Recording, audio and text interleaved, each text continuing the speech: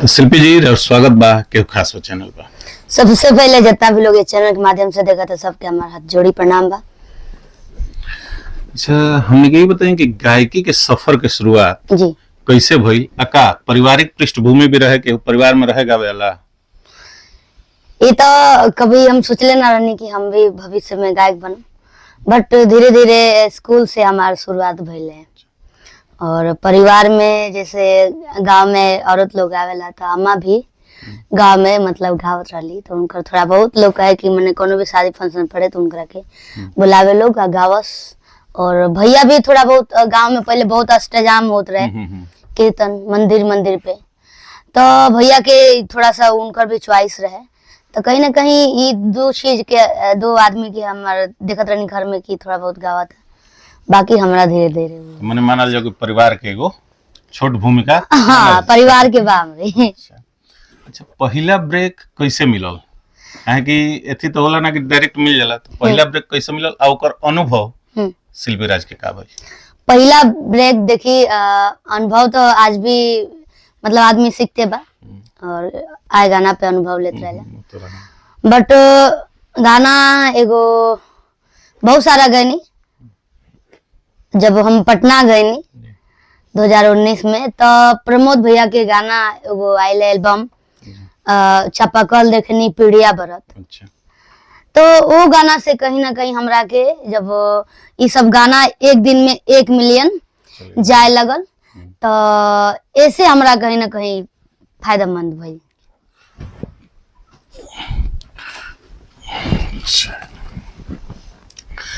अच्छा, आदमी कोनो सफर के शुरुआत करेला तो पीछे से पारिवारिक सपोर्ट चाहेला। बिल्कुल। तो शिल्पी राज के सफर में परिवार के कितना सपोर्ट बा? हर परिवार के जैसे ये कहल जाला कि जगर लाठी ओकरे भैंस, तो एगो मतलब पूरा हमारे परिवार के एकदम खुला सपोर्ट। और बस हमरा ये रहे कि जैसे लड़की बानी बट हमरा के लड़का जैसे शुरू से आजादी बा, कोनो भी काम करी बस हम कह दी, हाँ परिवार से हमारे पीछे से हाँ सब रेडी। अच्छा, माने भरपूर सहयोग। हाँ भरपूर है, में कोनो संदेह ही नहीं है। अच्छा, हर एक इंसान जब शुरुआत करेला तो ये नहीं है कि एक हाली पहला सीढ़ी चढ़नी आखिरी छत पर पहुंच गया। तो जब शिल्पी शुरुआत के लिए तो वो संघर्ष के दिनन के कोनो ऐसन बात जो अभी तक ले जेहन में दिमाग में बैठल होके ओकरा से शिल्पी नित रोज नया एगो अनुभव हासिल करत जाता है। अनुभव बा जैसे कि माने संघर्ष तो बहुत ही ज्यादा बा, और मन में ये रहे कि तमाम कलाकार मैंने गावा था मार्केट में, और काहे ना हम गाई। और ये मन में मैंने शुरू से चलत आई कि हम भी थोड़ा सा गाई, हम भी मार्केट में आ जाए। मैंने मन में वो चीज रहे कि हम आगे मैंने बढ़ब, और आज कहीं ना कहीं वो चीज के हम आज भी वो चीज मैंने बात के हम ताजा रख ले बने अपना मन में कि हाँ हमरा आगे बढ़े के बा, अकेंगा आगे बढ़े के बा। मैंने एगो बाटे एगो मुकाम हासिल करे के मन में चैलेंज देखिए, चैलेंज तो बहुत सारा बात बा, कैसे शुरुआती दौर में बहुत चीज के चैलेंज रहेला और बहुत ज्यादा वो रहेला।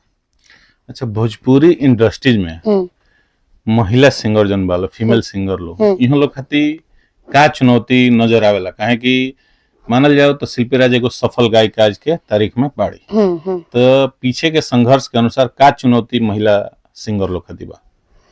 देखिए, पहला नंबर चुनौती तो ये होला कि परिवार के अलावा जब गांव से एगो लड़की बाहर निकलेली तो गांव के सामना जो करे के पड़ेला कि अरे फलानवा की लड़की तो जाती है, फलानवा जाती है जगह में, तो वजह जो गुटबाजी चलेला औरत लोग के, तो वो चीज पहला बहुत ज्यादा अलग किस्म के कि रउआ के मन करे कि जइबे ना करी स्कूल के अलावा जब ये सब आगे बढ़े के एगो लक्ष्य होला तो वो बेरा लगी कि छोड़ देती। कहे से कि संघर्ष है, और संगीत लाइन में जरूरी नहीं कि रउआ तुरंत सक्सेस मिल जाई और नाहियो मिली, क्योंकि 50 साल गुजर जाता, 10 साल गुजर जाता, क्योंकि तुरंत मार्केट में आयल तक क्लिक कर दिल। तो लड़की लोग खाती और एक बाद से गांव से भी फेस करके निकला था नहीं, तो वह मार्केट में भी लोग के जौन बाटे सपोर्ट, वो सपोर्ट बहुत कम मिलेला।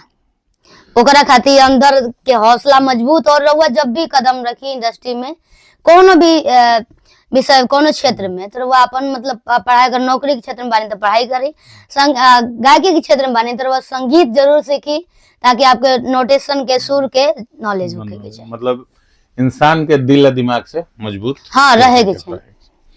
अच्छा, हर इंसान के गुरु होला, जे एगो सफल हो जाला तो लोग जानल चाहेला कि इनकर गुरु के है, तो शिल्पी राज के गुरु के है? हमारे गुरु विजय चौहान जी हैं। अच्छा, विजय चौहान जी। कहाँ से कि हम जब हम 2019 में हम कदम रखने गायकी क्षेत्र में, तो हमरा के बहुत कम काम मिले मैंने गायकी क्षेत्र में, तो बहुत जगह हम गाए स्टूडियो में, बट जहाँ हमरा सीखे के मिले आप उठा के देख सके नहीं, चाहे लोग ऑडियंस जान भी हो कि शिल्पी राज के पहले के गायकी और अब के गायकी में बहुत जमीन आसमान के फर्क बा। तो वो बेरा एक इंसान हमरा लोकल विजय चौहान जी, जरा से हमरा कुछ सीखे के मिले, तो उहे के हमार गुरु बनी और आज भी हम उहे के फॉलो करेनी।